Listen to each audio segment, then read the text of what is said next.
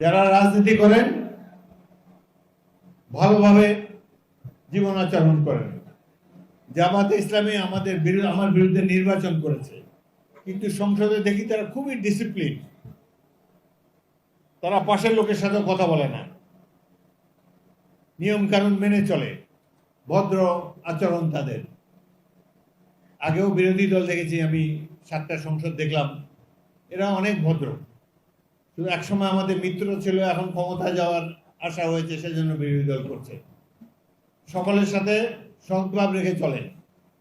বাংলাদেশে যেখানে যাই হোক, লালমোহন তজুমুদ্দিন যেন শান্তির দ্বীপ হিসাবে গড়ে উঠে, এটাই আপনাদের কাছে কামনা। অন্য দল করার কারণে, এমনকি আওয়ামী লীগ করার কারণেও কারোর প্রতি খড়গহস্ত হবেন না, কারোর সাথে খারাপ ব্যবহার করবেন না।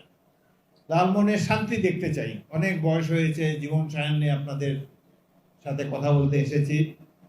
আমি হতাশ হই, আমার দীর্ঘদিনের কর্মকাণ্ড নষ্ট হয়ে যাক, এটা এমন ধরনের কাজ আপনারা কেউ করবেন না। আপনারা অপকর্ম করলে লোকে আমাকে দোষ দিবে, যে নিশ্চয়ই হাফিজ সাহেব বলে বলিয়ান হয়ে আমার প্রতি অন্যায় বিচার করছে। আমি কখনো কোনোদিন অন্যায়কে সমর্থন করি না।